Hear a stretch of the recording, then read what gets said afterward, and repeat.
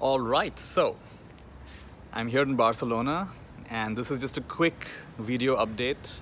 I want to share some of my thoughts on how to start each day in the best possible way, in a really optimal way. And I've already talked about this in my last few videos in quite a bit of detail. So I'm just going to give a very quick overview of some of my thoughts on how to start each day in a really great way. And for today, the practices I'm going to share are all things you can do while you're still in bed. So you don't even have to get out of bed for this. In fact, it's great to do it while you're still in bed because then you're done with it, right? Because once you get out of bed, then you can get distracted and many other things. And one good pointer, which is actually just a really good life tip, is not to use your cell phone as your alarm clock, because if your cell phone is your alarm clock, your chances of looking at your cell phone first thing in the morning are very, very high.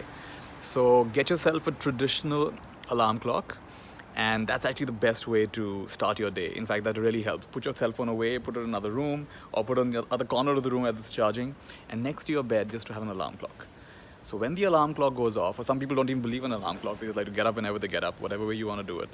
The main point is when you wake up in the morning, the first thing is to shift from the head to the heart and to just come into the experience of now. Who is having this experience now? Who is aware of this reality now?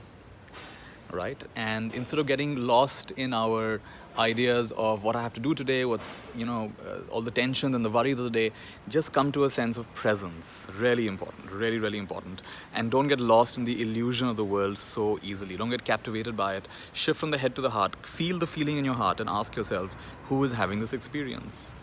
I am. Who am I? Who am I? Who am I? And dive deeper and deeper into your heart center. This is the first and most important practice. And if we can do this every single day, we can actually start our day in this beautiful way. We'll start finding that throughout the day, our ability to access and exit the matrix of thoughts and illusions and delusions and confusions and projections is just that much better. Who's having this experience? I am, right? And who am I? So this is a really great one.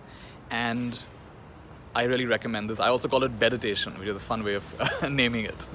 Another practice is the practice of shifting from what can I get to what can I give. So this is the idea of spreading happiness.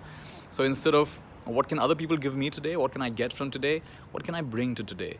And I love this affirmation, may I be a channel of blessings for someone today. May I be a channel of infinite blessings for someone today. May I be a channel of blessings in the world. And just to repeat that affirmation several times, really get in touch with that, really feel it, the power of that affirmation. And it's a shift from what can I get to what can I give, what can I bring. And the idea is, how can I lighten the load of everyone I encounter today? How can I recognize the blessings that are absolutely saturating my life all of today, right? This is another great way, starting our day with the intention of being a channel of blessings in the world. The third practice is gratitude, and I've often shared this, probably one of the most popular practices that I've shared. People practice this probably more than any other practice that I share. It's called the lotus of gratitude.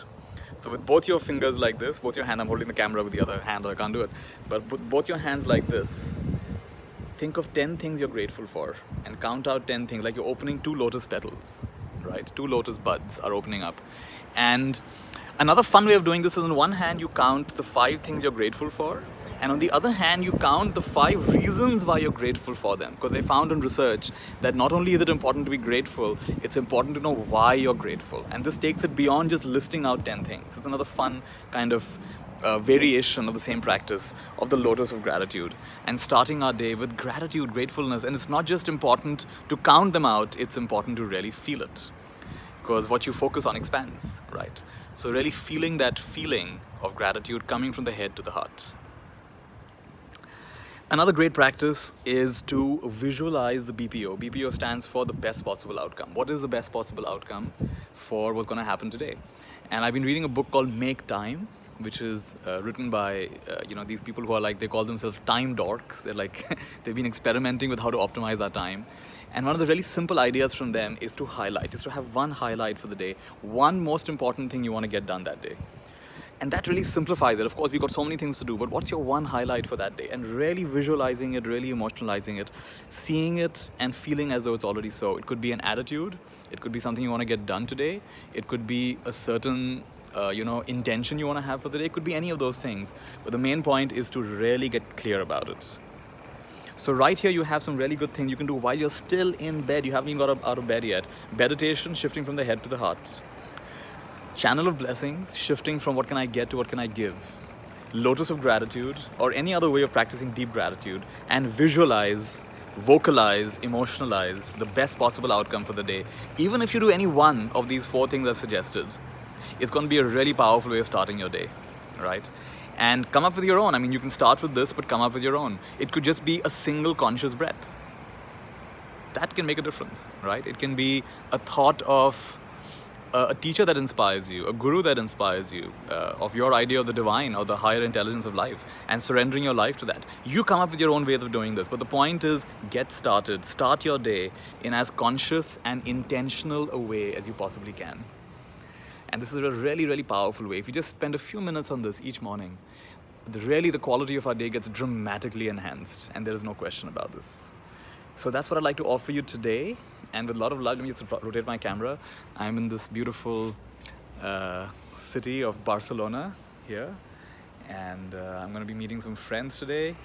And my intention for today is to be in a state of loving what is all of today. That's what came up for me this morning when I did my practice.